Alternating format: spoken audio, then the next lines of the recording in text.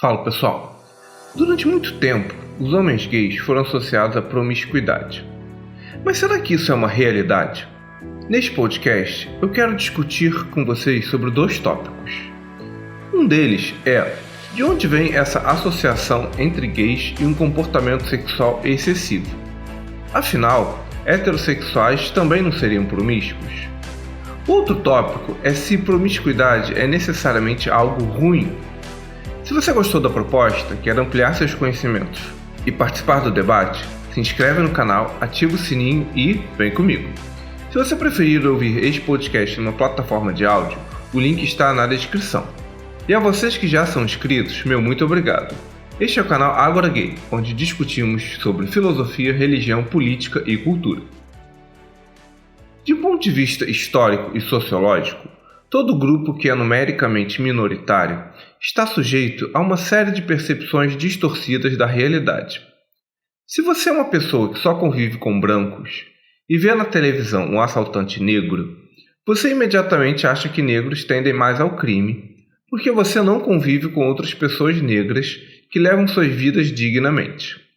Com os homossexuais acontece algo semelhante.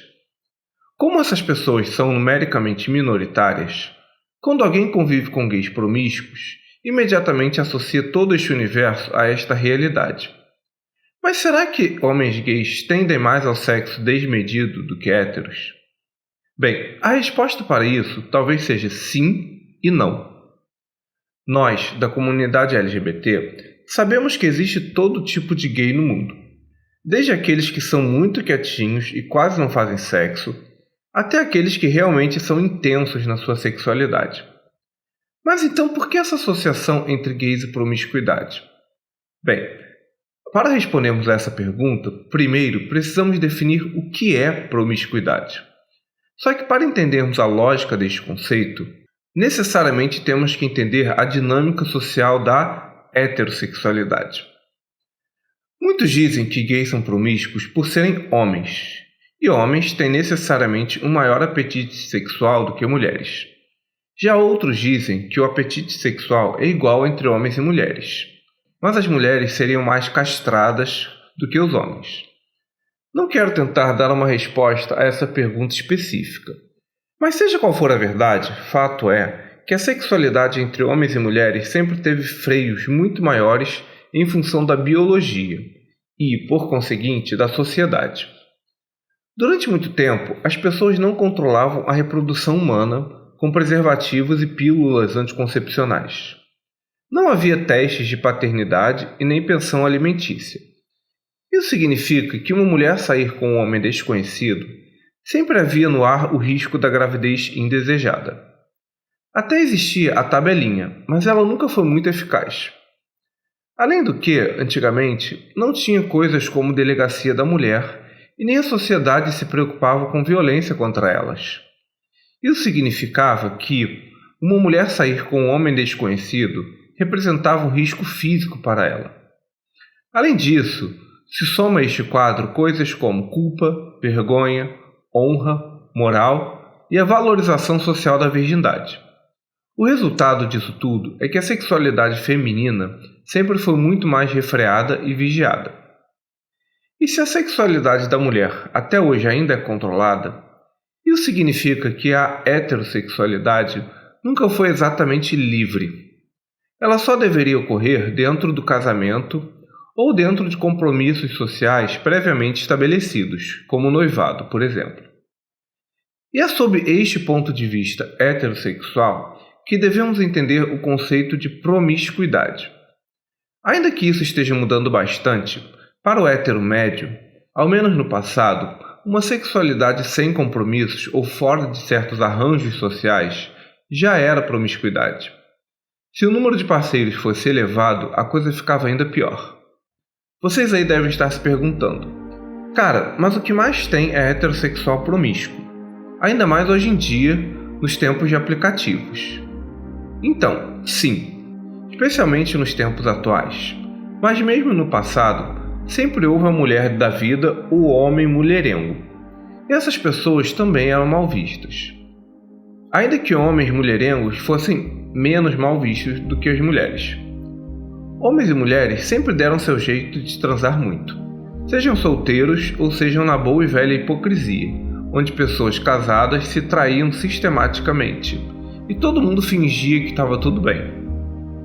Mas então por que os gays aqui entraram para a história como promíscuos, uma vez que héteros sempre fizeram igualmente muito sexo? Talvez por duas razões. Primeiro porque, de fato, por mais promíscuos que sejam homens e mulheres heterossexuais, a dinâmica social homoerótica sempre teve menos freios do que a heteroerótica. Ao ser jogada nas sombras, a homossexualidade não era vista. E é nesse espaço de obscuridade que a sexualidade entre homens acontecia de todo jeito. A liberdade para ela era sempre muito maior, porque como as pessoas a negavam, não havia ninguém a vigiando. E a outra razão para explicar essa maior promiscuidade gay é sociológica. Homens e mulheres heterossexuais, por mais promíscuos que fossem, cedo ou tarde eram chamados ao casamento. E com isso vinha a estabilização da vida. Por mais que alguns continuassem uma vida sexual paralela, havia a fachada moral sob a qual eles se escondiam.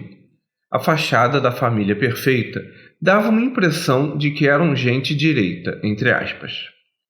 Por outro lado, os homossexuais nunca tiveram nenhum tipo de demanda social sobre eles, como um casamento, por exemplo. Afinal, eram párias.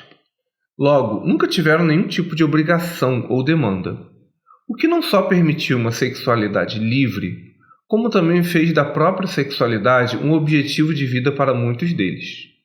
Alguns dizem que isso é liberdade, mas inegavelmente há algo de marginal sobre esta condição, principalmente conforme se envelhece. E a partir de todas essas reflexões vem a outra pergunta deste podcast. Afinal, promiscuidade é errada?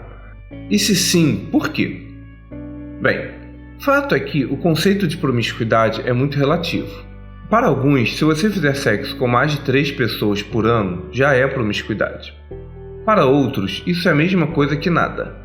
Em função disso, é extremamente difícil definir o que é ser promíscuo de forma objetiva e sem moralismos ou julgamentos individuais, pois cada pessoa tem necessidades sexuais muito próprias. Contudo, como tudo nessa vida que é praticado em excesso, a promiscuidade também tem seus riscos. Riscos de ISTs, de violência, de nos machucarmos emocionalmente, de não termos alguém para confiarmos ou construir uma vida, entre diversos outros. Porém, isso não acontece porque o sexo em si é ruim ou perigoso, mas sim porque, em excesso, até a água, leitura ou esportes fazem mal. Tudo na vida é um meio termo. Mas diante deste quadro, por incrível que pareça, eu vejo cada vez mais homens gays extremamente desconfortáveis com a ideia de fazer sexo com qualquer um ou com várias pessoas. Cada vez mais eles querem algo sério para juntar e estabilizar a vida. Isso se deu principalmente em virtude do casamento homoafetivo, que deu a essas pessoas um novo horizonte existencial. Isso indica que, de fato, a sociedade ao nosso redor, o chamado sistema, afetam muito a nossa vida. Então assim, a associação automática entre gays e promiscuidade parece vir diminuindo, não só porque há cada vez mais homossexuais que querem vivenciar o ideal de família, como também porque heterossexuais estão cada vez mais fazendo sexo sem freios. Basta ver os aplicativos de sexo que existem por aí. Também podemos adicionar a isso o papel que a pornografia livre trouxe na mudança dos humores e do apetite sexual das pessoas. Enfim, são muitos os fatores que concorrem para uma transformação do comportamento sexual de muitos homens gays. Mas para encerrarmos essa discussão, eu gostaria de trazer uma reflexão pessoal. Neste debate entre promiscuidade ser boa ou ruim, o que pessoalmente eu acho é que não só cada pessoa tem necessidades sexuais muito próprias e diferentes, como também a vida é feita de fases. E há fases em que estamos mais abertos ao mundo e à experimentação, e há fases onde ficamos mais caseiros e retraídos. Seja como for, penso que o caminho da vida familiar é uma coisa linda e acho um ideal de vida muito louvável. Contudo, também creio que antes da pessoa se juntar sério com alguém para o resto da vida, ela deve aproveitar um pouquinho a vida. Quando a gente conhece outros corpos, a gente conhece o nosso próprio corpo melhor. Uma sexualidade vivida de forma feliz, livre e responsável forma um adulto feliz e sem tantas frustrações e com tendências a votar na extrema-direita. Indivíduos que não aproveitam um pouco o que de melhor a vida tem a oferecer viram adultos frustrados, rancorosos, ranhetas e sem história para contar. Aquele gozo nunca gozado quase sempre sobe para o coração e para a garganta. Então assim, o que pessoalmente eu acho é que ter um relacionamento e equilíbrio na vida é saudável e bom. Mas eu também acredito que todo mundo precisa de uma fase para se jogar na vida. Isso não significa necessariamente transar com 300 pessoas, mas sim ter algumas experiências sexuais variadas, realizar algumas fantasias e fazer o que se gosta, e talvez até mesmo que não tem vontade, até para que você possa entender melhor como funciona a sua sexualidade. Tão importante quanto alimentos saudáveis e esportes, a sexualidade é também uma parte importante de nossas vidas. Eu acho importante falar sobre isso porque eu vejo cada vez mais gays demonizando a suposta promiscuidade de alguns como se fosse algo sujo e como se pessoas com várias vivências sexuais fossem impuras, o que indica que a sociedade vem encaretando cada vez mais. Até me assusto um pouco ao ouvir certas opiniões de alguns gays por aí. Parece até a Igreja Universal do Vale do Arco-Íris. Claro que os excessos são sempre horríveis, mas frustração sexual perpétua gera muita infelicidade no longo prazo. Então, pessoalmente, eu penso que a gente tem que ficar ali no meio, curtindo um pouquinho a vida dentro de limites razoáveis e ao mesmo tempo buscar um ideal de casamento, família e vida estável. Todos os sábios do passado falaram da importância do caminho do meio, e alguns têm mais necessidades sexuais do que outros. Isso significa que esse caminho do meio termo, cada um deve buscar dentro de si, de modo a não deixar a sexualidade nos dominar, nem pelo lado do excesso, nem pelo lado da castração excessiva. Mas e vocês, o que pensam sobre isso? Este foi um programa do canal Ágora Gay, um espaço para conversarmos sobre filosofia, religião, política e cultura do seu ponto de vista gay. Eu sou Felipe Dias. Lembro que este podcast é um recorte de um tema complexo. Mesmo que você não concorde com tudo, meu objetivo é iniciar um diálogo para ele ser aprofundado por outros pontos de vista. Deixe nos comentários o que você pensa sobre essa discussão, sugestões e críticas construtivas. Também os convido a ver os vídeos mais antigos do canal e a seguir a gente nas redes sociais cujos links estão na descrição. Lembrando que o Ágora Gay é um espaço dedicado à conversa, aos argumentos e não às ofensas. Até a próxima, pessoal! Valeu!